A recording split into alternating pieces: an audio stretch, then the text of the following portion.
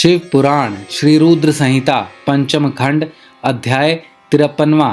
अनिरुद्ध को बाण द्वारा नागपाश में बांधना तथा दुर्गा की कृपा से उसका मुक्त होना। सनत कुमार जी बोले, हे व्यास जी, जब दैत्यराज बाणासुर के द्वारपालों ने उसके पास जाकर उसकी पुत्री उषा के कक्ष में किसी पुरुष के होने की सूचना दी तो वे आश्चर्यचकित हुए और स्वयं वहां गए। तब क्रोधित बाणासुर ने उषा के साथ अनिरुद्ध को देखा। अनिरुद्ध बहुत ही सुंदर और बलशाली नवयुवक था। क्रोधित बाणासुर ने अपने सैनिकों को अनिरुद्ध को मारने की आज्ञा दी। जैसे ही बाणासुर के उन सैनिकों ने अनिरुद्ध पर हमला किया, उसने देखते ही देखते उन सैनिकों को मौत के घाट उतार दिया। जब बाणासुर ने अपने सैनिकों को इस प्रकार मरते हुए देखा, तब उसे समझ आ गया कि यह पुरुष बड़ा वीर और पराक्रमी है, जिसे अकेले ही इतने बलशाली सैनिकों को पल भर में ध्वस्त कर दिया है। तब बाणासुर ने स्वयं उससे युद्ध करने का निश्चय किया और अपनी विशाल सेना को भी बुला भेजा। फिर क्या था, अनिरुद्ध और बाणासुर के बीच बड़ा भयानक युद्ध होने लगा। तब वीर अनिरुद्ध ने दैत्यराज बाणासुर को निशाना बनाकर एक दिव्य शक्ति छोड़ी, जिससे बाणासुर को भयानक चोट पहुंची।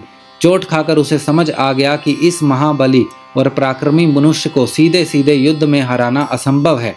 यह सोचकर बाणासुर ने अपनी राक्षसी माया का सहारा लिया और उसी क्षण वहां से अंतर्ध्यान हो गया। एकदम अचानक से जब दैत्यराज सामने से गायब हो गया तो अनिरुद्ध को बहुत आश्चर्य हुआ।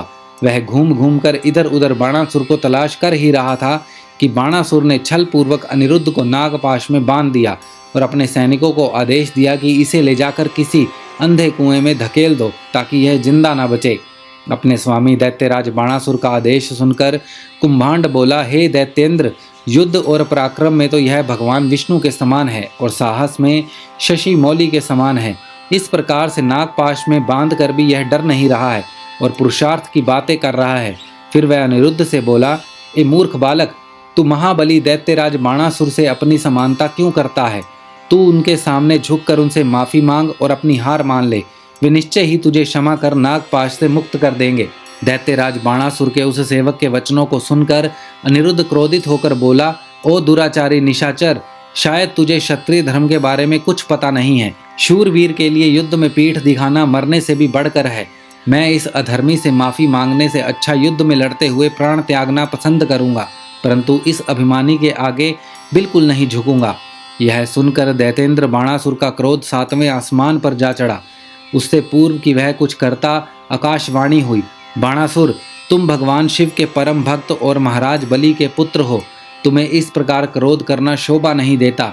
तुम जानते हो कि भगवान शिव सत्वगुण, रजोगुण और तमोगुण का आश्रय लेकर ब्रह्मा, विष्णु और महेश के रूप में सृष्टि, भरण, पोषण और संहार करते हैं। वे अंतर्यामी और सबके ईश्वर हैं। भगवान अनेक लीलाओं के रचयिता हैं और गर्व को चूर कर देते हैं। वे तुम्हारे गर्व को भी चकनाचूर कर देंगे। आकाशवाणी सुनकर बाणासुर ने अनिरुद्ध के वध करने का विचार छोड़ दिया और अनिरुद्ध को जेल में छोड़कर चला गया। नागपाश में बंधे हुए अनिरुद्ध को बड़ा कष्ट हो रहा था। उसने दोनों हाथ जोड़कर कल्याण स्वरूपा माँ जगदम्बा देवी दुर्गा का स्मरण कर उनकी आराधना आरंभ कर दी। अनिरुद्ध बोला, हे माता, आप अपने शरणागतों की रक्षा करने वाली तथा उन्हें यश प्रदान करने वाली हैं। देवी, मैं नागपाश में बंधा हूँ और नागों के जहर की ज्वाला मुझे जला रही है। हे माता, मेरी रक्षा कीजिए।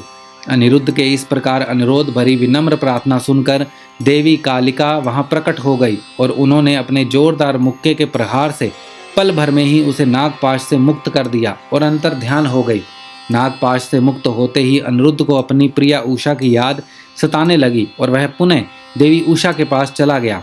उषा अनिरुद्ध को देखकर बहुत प्रसन्न हुई और उसके गले लग गई। तब वे दोनों सुखपूर्वक विहार करने लगे। श्री रुद्र संहिता पंचम खंड अध्याय 53वां समाप्त।